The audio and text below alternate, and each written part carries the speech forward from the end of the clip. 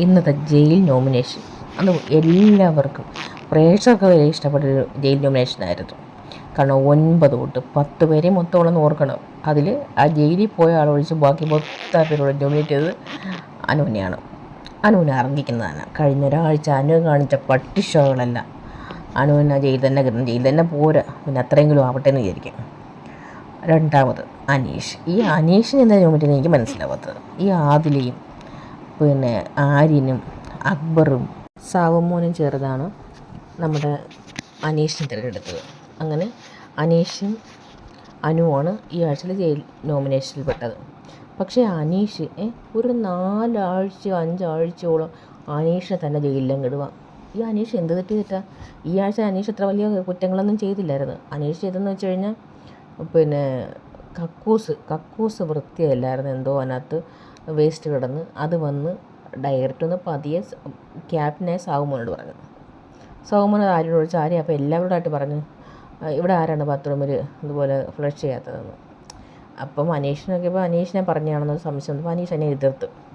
ആ ഒറ്റ കാരണം കൊണ്ടാണ് ഈ ആൾക്കാർ മൊത്തം എന്ന് വെച്ച് കഴിഞ്ഞാൽ അവിടെയുള്ള വലിയ സിനിമാ താരങ്ങളൊക്കെ ബാത്റൂമിൽ കൈ വൃത്തികേടാക്കിയെന്ന് ഒരു സാധാരണ പാവപ്പെട്ടവൻ പറഞ്ഞപ്പോൾ ആൾക്കാർക്ക് പിടിച്ചില്ല. അതിൻ്റെതായ പ്രശ്നങ്ങൾ. അങ്ങനെ എല്ലാവരും കൂടെ പുള്ളിയെ അങ്ങ് നോമിനേറ്റ് ചെയ്തു. അത്രയേ ഉള്ളൂ. ആ പുള്ളി അതിനകത്തെങ്കിൽ ആരെയും ഇപ്പോൾ കള്ളത്തരം കാണിച്ച് കോയിൻ ഗെയിമിലും. രണ്ടാമതാണെങ്കിൽ പിന്നെ ആദില അക്ബറിൻ്റെ പാവകൾ മൊത്തം കട്ട്. നെവിനും പിന്നെ അനുവും തമ്മിൽ ഭയങ്കരമായ അടിയായിരുന്നു. അക്ബറും അനുവും തമ്മിൽ ഭയങ്കരമായ അടിയായിരുന്നു.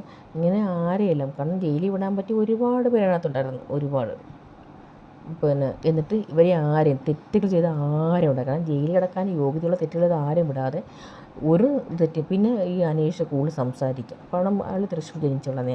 അയാളുടെ ലാംഗ്വേജ് കുറുകിയ ഭാഷയാണ്. പക്ഷേ അയാൾ അച്ചടി ഭാഷയിൽ സംസാരിച്ച് അയാൾ സാധാരണ അച്ചടി ലിപിയിൽ സംസാരിക്കാൻ ശ്രമിച്ചതിൻ്റെ പേര് ഇച്ചിരി ലാഗുണ്ട്. കാരണം പുള്ളി പറയുമ്പോൾ ഇച്ചിരി നീട്ടി കുറേ സമയം എടുത്തൊക്കെ പറയുമ്പോൾ ആൾക്കാർക്ക് ബുദ്ധിമുട്ട് വരുന്ന ഇറിറ്റേഷൻ വരുന്നുണ്ട്. അതൊരാളുടെ ക്യാരക്ടറാണ്, അല്ലെങ്കിൽ ഒരാളുടെ സ്വഭാവമാണ്, അല്ലെങ്കിൽ അവരുടെ ആ ഒരു നാടിൻ്റെ രീതിയിലുണ്ടായ വ്യത്യാസമാണ്. അപ്പോൾ എല്ലാവരും ദൈവം ഒരുപോലെയല്ല സൃഷ്ടിക്കുന്നത്.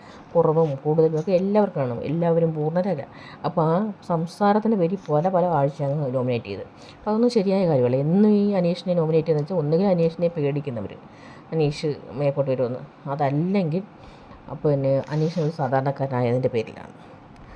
അങ്ങനെ ആ രണ്ടുപേരും ജയിലിൽ കിടന്ന് ജയിലിൽ അവർക്ക് കൊടുത്ത പിന്നെ ടാസ്ക് എന്ന് പറഞ്ഞു കഴിഞ്ഞാൽ തീപ്പെട്ടിക്കോല് കൊണ്ട് മനുഷ്യരൂപങ്ങൾ ഉണ്ടാക്കുക. അവർ കൊടുത്ത അത്രയും തീപ്പെട്ടിക്കോലുണ്ട് എത്രത്തോളം ഉണ്ടാക്കുക അത് ഇത്രയും ഉണ്ടാക്കി കഴിഞ്ഞ് അതായിരുന്നു ഇന്നത്തെ. പക്ഷേ അത്ര വലിയ കഷ്ടപ്പാടില്ലാത്ത ജോലിയാണെന്ന് എനിക്ക് തോന്നുന്നു. നമുക്ക് കാണുന്നവർക്ക് അറിയില്ല, ചെയ്യുന്നവർക്കേ അറിയാൻ പറ്റും.